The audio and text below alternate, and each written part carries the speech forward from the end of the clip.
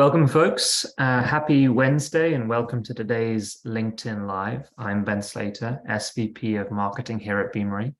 During today's session, and it's an exciting one, we'll be sharing some of the key findings from our latest research, navigating the changing talent landscape. And in this report, we address some of the biggest challenges that organizations are facing in the current market and, the perspectives of business leaders in terms of how to overcome these challenges. So lots of data to get into. Let's get started. In our research, we surveyed over 700 business leaders and held roundtable discussions with senior HR folk to learn more about the biggest talent challenges they're facing in the current market. Skills shortages, new working models, talent attraction, agility, these are all big concerns that we heard. And during the presentation today, we're going to really dig deeper into some of these challenges and how business leaders can start to think about overcoming them. So stay with me. There's lots to cover, but I promise you all it's good stuff and there's a lot of juicy data. So even with layoffs and the recession dominating the headlines, what we saw from the research is that the majority of companies are still struggling with really what is an ever-widening skills gap. So 54% of business leaders view talent shortages, skill shortages as one of their primary business challenges. And the issue we're seeing is that in many instances, organizations don't actually truly understand the nature of their skills gaps, both internally and also what they'll need in the future. Now, this is particularly significant given the rate of change that we're going through. What we're seeing is that the half-life of a skill, the period in which that it is useful and is relevant to organization is shorter than ever. So in many instances, organizations aren't aware of the skills that they have. The skills they need are changing faster than ever, and they're not clear on what they'll need in the future. And this really is compounding to create a significant challenge for businesses moving forward. So business leaders need to take action. And what does that look like? So getting clear on the skills you need, it starts with adopting and embracing a skills-based talent strategy. Now, simply put, this means evaluating talent based on skills as opposed to experience and other factors. And not only does this allow for greater equity across hiring and talent development processes, but also greater efficiency. Now, some pretty significant benefits, and you'll see the data on the screen just here, to a skills-first strategy. And it's everything from being able to better support transformation initiatives by mobilizing the talent you have today, to creating a more attractive employment brand in the eyes of the next generation of workers who are really focused on this and really focused on organizations that they feel will unlock their potential, to expanding your talent pool, understanding pockets of hidden talent that you wouldn't have seen if you were looking purely at traditional measures, to improving employee engagement, creating business resilience, and so on. So the bottom line here is that there's significant benefit for HR and talent functions to get this right, and the buck doesn't stop there, right? So there are also significant financial benefits to this, and significant financial benefits and business benefits to getting this right. So you have the improved agility of being able to deploy talent to where it's needed most. You have the productivity gains that come from greater employee engagement and having the right person in the right job at the right time. And you also have the financial outputs based on greater efficiency and based in many instances on reduced hiring costs. So a lot to benefit here, but it can seem like a lot, particularly if you're early in your journey. So, where would you start? And I think the big thing that we see organizations starting with, and it doesn't have to be quite this dramatic, but is starting to think about deconstructing the job into the skills that are needed to do the actual work. And this means getting away from the job descriptions that maybe you've continued to recycle throughout your organization, and really focusing on, okay, what does someone need to be able to do to perform well in this role? What are the key competencies? How are these changing? And how do you then match that up and marry that up with the expectations that leaders and hiring managers have, so that you're able to stay very aligned on what that hiring or talent development process would look like. So I think there's a lot of opportunity here, but it all starts with that job as the primary metric or the primary arbiter of how we think about work getting done in our company, getting alignment on the skills that are required for success, and then working through the process both with hiring managers, with business executives, and also with the recruiters as well.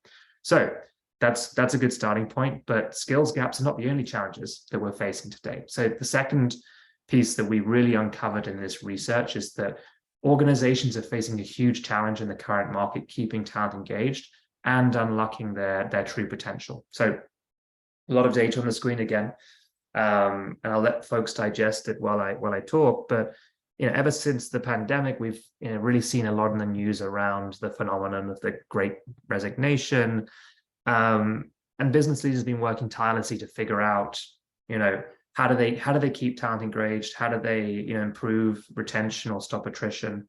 And really, when they look at engagement, and the business leaders that we spoke to, what do they see as the primary drivers, right? What are the reasons that employers think that employees are leaving their organization today? And these reasons range from obviously financial to flexibility and to learning and career development opportunities as well. Now, given the financial and economic headwinds we're going into, it may not be possible to dramatically change the financial situation of employees. So our recommendation, and the conversations we obviously have with customers reflect this as well, is to focus on giving employees opportunities to reach their career ambitions at your company, and really focus on how do you give them visibility and ownership over their progression.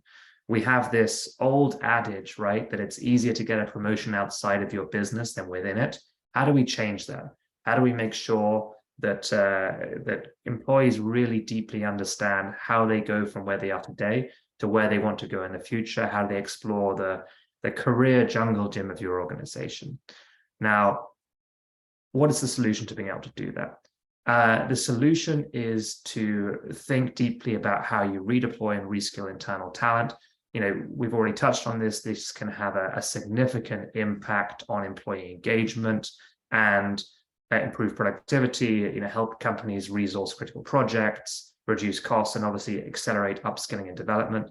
I think there's a lot here, and given how much organizations are struggling with skills gaps as we started, this can be a really fantastic channel to go ahead and fix these issues. So it's an excellent strategy. I think we're all aligned that in an ideal situation, we would all be great at this as businesses. But the reality is that mobility strategies come with some barriers, right? And what are those barriers? What we see is that most businesses aren't well set up today to manage talent mobility and to manage it really effectively. We see talent hoarding from managers, resistance to their top performers moving across the organization, whether that's a short-term basis or a long-term basis. We see issues with workers being able to discover internal opportunities and lack of processes to identify and move employees around effectively. Now, these are all surmountable, but it does start with having the right strategy and obviously the right technology in place. So, our recommendation here is to look at what that strategy looks like today, to think about, whether this is something that you're prioritizing within your organization, and, do you have the right technology in place to really drive these outcomes across the talent lifecycle. But that's not all. So a lot of challenges, and the third challenge that we really saw from the conversations we've had with business leaders is that they are also concerned with the workforce of the future. We've all seen the headlines in terms of what Gen Z wants from work, and how does that change, and how is that changing from previous generations. And when we looked at why organizations believe that Gen Z employees might be leaving, there are really a range of factors, and everything from value alignment through to workload and challenge, career progression, etc. And what we've seen both from this research and from obviously the conversations that we have in the industry is that it's the employers that offer transparency, stability, and fair, equitable, inclusive works environments that are most likely to stand out to younger talent. We know that today's generation of talent entering the workforce, they care about what your company stands for, the mission of your business. They make decisions in a different way, maybe based on factors that they don't even understand, that are tied into their upbringing and the world that they've grown up in. And it's incumbent upon us to really deeply understand those, and to think through, what does that mean for our talent attraction strategies? What does that mean for how we think about how work gets done at our business? And there is a broader positive story here. Many of these things that we see Gen Z expecting and desiring from work, these are also things that will positively impact the rest of your workforce as well. So getting the career progression programs that your company really dial, that's not just going to improve engagement from this audience, it's also going to improve engagement from across your business. And we saw 94% of business leaders in the research we ran, believing that the adaptations that they will have to make to their workforce to meet the needs and expectations of Gen Z, having significant positive ripple effects across all generations of workers.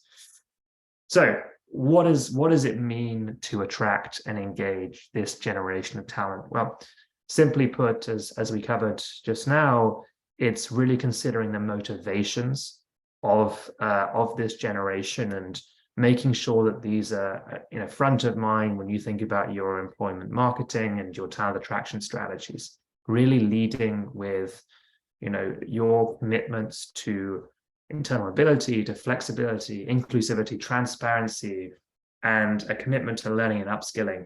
This is what people want out of the workforce. It's not table tennis tables and kind of workplace perks that often get promoted.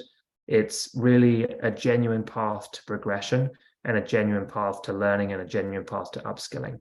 And that's both for this generation and for every other work at your business where we'd recommend starting. So there's obviously a lot of economic uncertainty right now, but every situation that we're in, every season, if you will, comes with its own challenges. And I think we're at a really seminal point right now when we think about the development of the workforce and what's going to be required on us as business leaders to shepherd our organizations through any changes and uncertainty. And it really starts with being talent first, being focused on how work gets done within your organization, how you can focus on unlocking the potential of the people that work with your business and providing them a path to achieve their career ambitions of your business. Because chances are, if they achieve their career ambitions of your business, it's going to significantly unlock financial impact, productivity,